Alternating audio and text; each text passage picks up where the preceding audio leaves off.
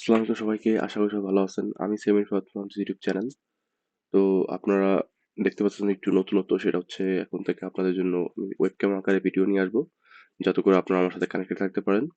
এবং sorry for the late because you guys know that I work for two company for last 3 months.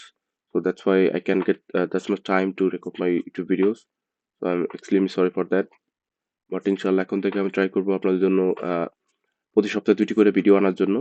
তো আজকে আমি যে বিষয়টি নিয়ে আলোচনা করব সেটা হচ্ছে প্লে কনসোল একটি গুরুত্বপূর্ণ বিষয়। সেটা হচ্ছে আপনারা প্রতিনিয়ত দেখতে পাচ্ছেন যে কি পরিমাণে এখন প্লে কনসোল ডিসেবল হচ্ছে বা টার্মিনেট হচ্ছে। এটা আসলে বড় কোনো ভুল না। ছোট, ছোট ভুলের কারণে আসলে এই প্রবলেমটা হয়। সো অ্যাজ এ এমপ্লয়ি আমি যেটা বুঝতে পারলাম যেটা হচ্ছে for last 2 month in my company have two people who research on such things like privacy policy, copyrights and data safety. এবং এই ৩ টে বিষয় খুবই গুরুত্বপূর্ণ। আপনার অ্যাপসটা যদি বেশিদিন আপনারা প্লে কনসোলে বেশিদিন এটা লাইভ রাখতে চান, তো আপনাদের ৩ টে বিষয় খুবই মাথায় রেখে আসলে কাজ করতে হবে। তো আজকে আমি এই ৩ টা সবগুলো নিয়ে আলোচনা করব না। সেটা হচ্ছে আমি আজকে আলোচনা করব ডাটা সেফটি নিয়ে।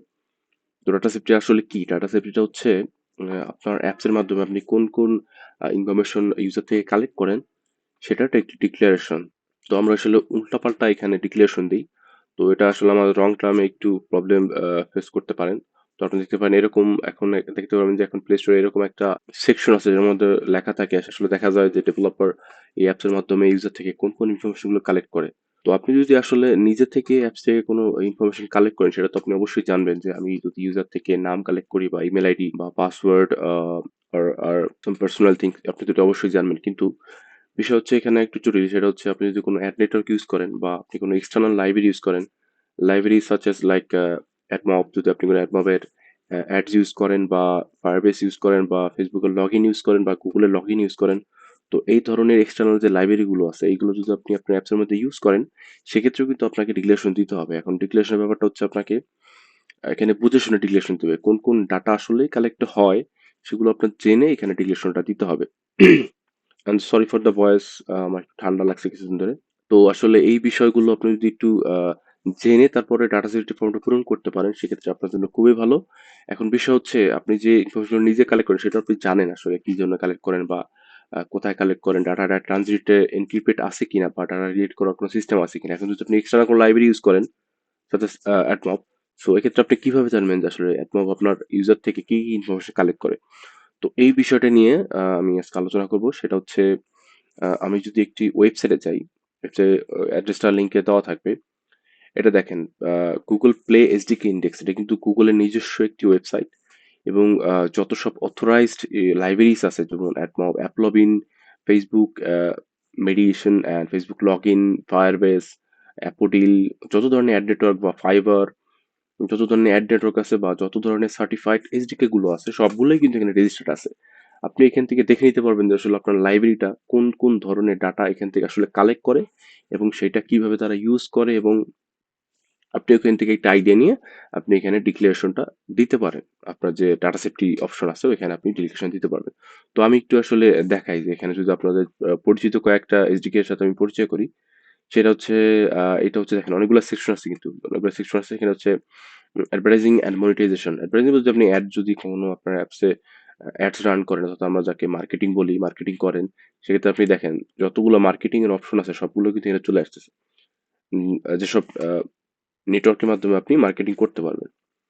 তারপরে দেখেন অ্যানালিটিক্স, যেসব অ্যাপসের মাধ্যমে আপনি অ্যানালিটিক্স করতে পারবেন, যেরকম গুগলে অ্যানালিটিক্স আছে।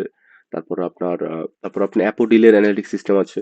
তো নানা মানে এসডিকে আছে যারা হচ্ছে অ্যানালিটিক্স প্রোভাইড করে, অর্থাৎ আপনার অ্যাপসে যদি কখন ক্র্যাশ হয় বা কখন ইউজার কোন জায়গায় আসলে ক্লিক করতেছে, আপনি এরকম যদি একটা সামারি নিতে চান, সেক্ষেত্রে আমরা অ্যানালিটিক্স ইউজ করি। তো যদি দেখেন অ্যানালিটিক্সে অনেকগুলো অপশন আছে।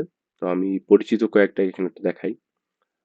যেমন ধরেন ফায়ারবেস অ্যানালিটিক্স, তারপরে গুগল অ্যানালিটিক্স। যদি এখানে ক্লিক করি দেখেন গুগল অ্যানালিটিক্স যদি আমরা ইউজ করি অ্যাপসের ভিতরে, তাহলে ডাটা সেফটি সেকশন গাইডলাইন্স কিন্তু এখানে গাইডলাইন্স কিন্তু দেওয়া আছে। সবগুলো আসলে দেওয়া নাই, আপনাকে একটু ওয়েবসাইটে একটু ঘাটাঘাটি করতে হবে এবং দেখতে হবে আসলে আহ, তাদের প্রাইভেসি পলিসিটা অবশ্যই লেখা থাকে। তো তারপরেও এখানে হচ্ছে সার্টিফাইড যেহেতু, তো আপনি এখানে হাতের কাছেই পেয়ে যাবেন জিনিসটা। তো যদি আমি এখানে একটু ক্লিক করি দেখেন কোন অ্যানালিটিক্স অ্যানালিটিক্স যদি আপনি অ্যাপসের মধ্যে ইউজ করেন, এই দেখেন এটা হচ্ছে ম্যাভেন আইডি, যেটা আমরা এসডিকে হিসেবে বলি, অনেক সময় ডিপেন্ডেন্সি হিসেবে অ্যাড করি। শেষে ভার্সনটা অ্যাড করে লেটেস্ট ভার্সন এই যে। তো এখানে ডাটা সেফটি গাইডলাইন্সে দেখেন যে তারা আসলে কোন ধরনের ইনফরমেশন আমাদের অ্যাপস থেকে কালেক্ট করে এবং সেটা আসলে কিভাবে তারা ইউজ করে। যদি আমরা একটু এখানে দেখি, দেখেন এখানে কিছু কিছু বিষয় তারা কালেক্ট করে, যেরকম ডাটা, এগুলো অটোমেটিক কালেক্ট হয় গুগলের পক্ষ থেকে, যেরকম অ্যাপ ইনস্ট্যান্স আইডি, তারপর হচ্ছে অ্যাডভার্টাইজিং আইডি, তারপর হচ্ছে IP address, in app purchase subscription, তারপর app life cycle event. App life cycle event বলতে হচ্ছে আপনারা যখন অন ক্রিয়েট রান হবে তার ভিতরে যত মেথড আছে, যত স্টার্ট অন স্টার্ট মেথড গুলো আছে, মানে অ্যান্ড্রয়েডের যে লাইফ সাইকেল গুলো আছে বা অ্যাপের যে লাইফ সাইকেল গুলো আছে বা জাভা যদি আপনি প্রোগ্রামিং ল্যাঙ্গুয়েজ ইউজ করেন তার যত লাইফ সাইকেল গুলো আছে, সেক্ষেত্রে যদি কোনো তার ইভেন্টের মধ্যে ক্র্যাশ হতে পারে, সাকসেসফুল হতে পারে, যে কিছু হতে পারে, তো এইসব সকল বিষয় একটা অ্যানালিটিক্স তারা এখান থেকে নেয়। এখন এই সবগুলো অপশন কিন্তু আপনি ডাটা সিটিতে পাবেন না, যে অপশনগুলো পাবেন সেইগুলো এখানে সুন্দর করে এখানে অ্যাড করে দিবেন, ঠিক আছে? এটা গেল আপনার গুগল অ্যানালিটিক্স এর। তো এরপরে আমরা আর একটা অ্যাড নেটওয়ার্ক দেখি। যদি আমরা অ্যাডভার্টাইজিং এন্ড মনিটাইজেশনে যাই, তো এখানে দেখতে পারবেন যে আসলে লেখা আছে অ্যাপলবিন এসডিকে। অ্যাপলবিন এসডিকে বলতে এমন যে আপনি যদি অ্যাপলবিনের অ্যাডভার্টাইজিং এবং মনিটাইজেশন কিন্তু দুটোটাই আছে। আমরা সাধারণত ডেভেলপার যারা আছি বেশিরভাগই মনিটাইজেশন করি, অর্থাৎ আমরা আমাদের অ্যাপসের মধ্যে অ্যাড বসিয়ে সেটা থেকে একটা রেভিনিউ আর্ন করি। তবে দেখা যায় অনেক ডেভেলপার কিন্তু আছে যারা অ্যাপলবিনের মাধ্যমে অ্যাপ প্রমোশন করে। তাদের দুইটা ক্ষেত্রে আসলে এই একটাই এসডিকে থাকে, যেটা হচ্ছে অ্যাপলবিনের। তো এইখানে দেখেন, যদি আপনি মনিটাইজেশন বা অ্যাডভার্টাইজিং যেটাই ইউজ করেন, তাদের কিন্তু এখানে গাইডলাইন্স গুলো দেখা আছে তারা কি অ্যাপস থেকে কালেক্ট করে। যদি আমরা এখানে একটু ক্লিক করি, তো আপনি দেখতে পারবেন যে আসলে এখানে ইনফরমেশন কালেক্ট অ্যান্ড ইউজ, তারা কি কি ইনফরমেশন এখান থেকে কালেক্ট করে এবং কোন কোন ইনফরমেশন তারা এখানে ইউজ করে। দেখেন তারা এখানে নিতেছে কি ডিভাইস মেক, কারা আসলে মেক করছে ডিভাইসটা, কোন ব্র্যান্ডের বা কোন অপারেটিং সিস্টেম, কোন মডেল, তারপর হচ্ছে ডিভাইসের যে প্রপার্টিস গুলো থাকে, অর্থাৎ অ্যাসপেক্ট রেশিও বা স্ক্রিন সাইজ, এই ধরনের বিষয়গুলো তারা অ্যাপস থেকে কালেক্ট করে। এটা আসলে পারমিশনটা কিন্তু দেওয়া লাগে না, আপনি যখন ইন্টারনেট পারমিশন দিয়ে দেন তাতে এই পারমিশন গুলো অটোমেটিক চলে যায়। তো আসলে এটা কোনো স্পেসিফিক কোনো পারমিশন নাই, এর জন্য আপনি আসলে বুঝতে পারবেন না আসলে কোন কোন পারমিশন এখানে ইউজ হচ্ছে। তারপরে দেখেন যে এখানে আছে আরো আছে আইপি অ্যাড্রেস, যেটা হচ্ছে বেশিরভাগ অ্যাড নেটওয়ার্কই, মানে সবগুলো অ্যাড নেটওয়ার্কে আইপি অ্যাড্রেস ইউজ হয়, কারণ তারা আসলে জিওগ্রাফিক্যালি অ্যাডস গুলো আসলে ইউজারকে দেখায়। তো তারপরে দেখেন এখানে অ্যাডভার্টাইজিং আইডি মাস্ট লাগবে, কারণ যেহেতু পেজ ডিভাইসের একটা ব্যাপার আছে, তো এখানে অ্যাডভার্টাইজিং আইডি গুলো প্রয়োজন হবে। দেখেন তারা আসলে কি ইনফরমেশন গুলা কি শেয়ার করে কিনা অন্য কাছে, ওখানে কিন্তু আপনি শেয়ার অপশন পাবেন, ইনফরমেশন আর শেয়ার্ড অর নট, আপনি কি ইনফরমেশন গুলা কি শেয়ার করেন বা শেয়ার না করেন। তো আপনি এখানে দেখতে পাবেন, এটা আসলে পড়লেই বুঝতে পারবেন, এটা আমার আসলে দেখানোর কিছু নাই। তো আমরা আরো একটা এসডিকে দেখি, সেটা হচ্ছে আহ, আমরা যদি পেমেন্টের কোনো অপশন যাই, পেমেন্টের অপশনে আপনি দেখবেন যে আসলে গুগলের যদি প্লে বিলিং যদি আপনি লাইব্রেরি গুলো ইউজ করেন, বা আমরা যাকে বলি ইন অ্যাপ পারচেস আইএপি, তো এটাও যদি ইউজ করেন সেক্ষেত্রে আপনাকে ডিক্লারেশন দিতে হবে। এখন সবগুলোর আর কি ডিক্লারেশন নাই, দেখেন এটা কিন্তু আসলে কোনো প্রোভাইডেড না, তার মানে আসলে এটা আপনার কোনো রকম ভাবে কিছু দেওয়ার প্রয়োজন নাই। এখানে আপনি যদি শুধুমাত্র এসডিকে টা ইউজ করেন, সেক্ষেত্রে ডাটা সেফটি যদি আপনি কোনো ইনফরমেশন কালেক্ট না করেন লিখে দেন, কোনো প্রবলেম হবে না। তারপরে ইন্ডিয়া যারা আছেন ফোন পে ইউজ করেন, ফোন পের মাধ্যমে আসলে অনেক ধরনের পেমেন্ট হয় এখন প্লে স্টোরে, তো সেটাও যদি ইউজ করেন কোনো এখানে নট প্রোভাইডেড লেখা আছে। এখন এটা আছে কিনা একটু আপনার খুঁজে দেখতে হবে, আপনি যদি তাদের ওয়েবসাইটে একটু ঘাটাঘাটি করেন বা ওইখানে যে প্রাইভেসি পলিসি গুলো আছে একটু ঘাটাঘাটি করবেন, যদি আপনি এখানে না পান তার মানে আপনার কোনো এখানে ডিক্লারেশন দিতে হবে না।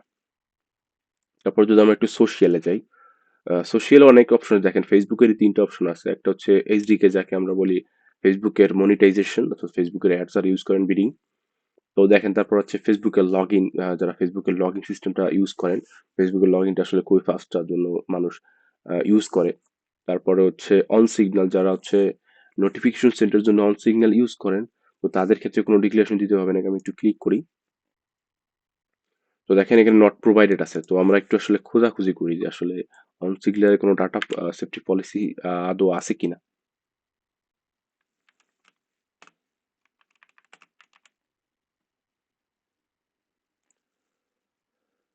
দেখেন আমরা একটু সার্চ করলাম যে আসলে on signal app data safety এখানে কি লেখা আসছে। দেখেন আমরা যদি যখন এটাতে সার্চ করলাম তখন আমরা কি পেলাম যে on signal Android SDK does not share any data.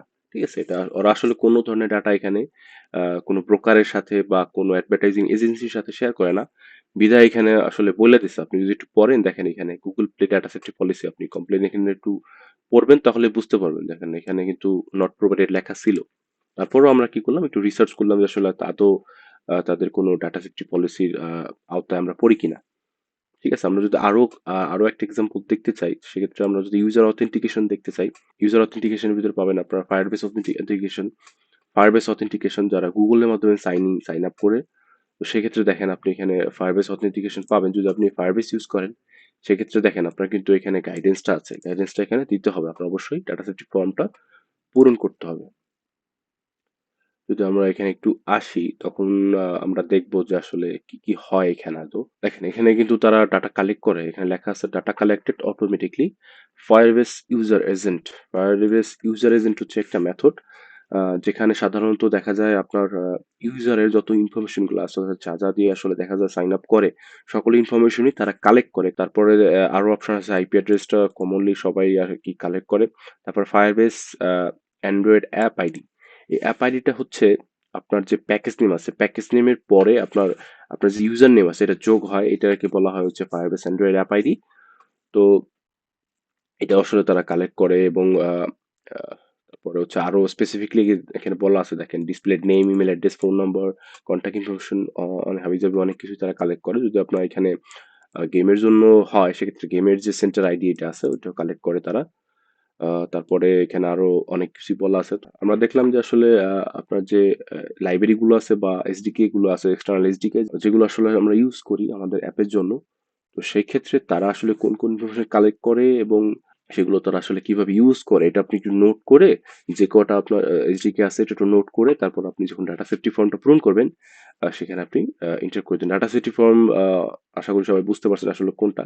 এটা হচ্ছে আপনার যে প্লে স্টোরে যে অপশনটা থাকে সেখানে দেখবেন যে ডাটা সেফটি অপশন আছে, সেখানে আপনার একটা প্রাইভেসি পলিসি লিঙ্ক অ্যাড করতে হয়। তো এটা হচ্ছে ডাটা সেফটি অপশন। তো এইখানে আপনি অবশ্যই একটু বুঝে শুনে পূরণ করবেন কারণ এখন যদি আপনার সমস্যা না হয় তারপরও আমরা যেসব ক্লায়েন্টের জন্য আসলে কাজ করেছি তাদের সবার ক্ষেত্রে আসলে এই সতর্কতা আমাদের অবলম্বন করতে হয়। তো আশা করি আপনারা এটুকু করবেন আর চেষ্টা করবেন যে আসলে কপিরাইটেড কন্টেন্ট এবং কনসোলের যে পলিসিগুলো আছে ওইটাকে একটু পড়ে নেবেন। আমি চেষ্টা করি আমার যেসব কনসোল ভিডিওগুলো আছে তার নিচে আমি ডেসক্রিপশনে প্রত্যেকের ডেসক্রিপশনে আমি URL privacy policy URL add করে দিই।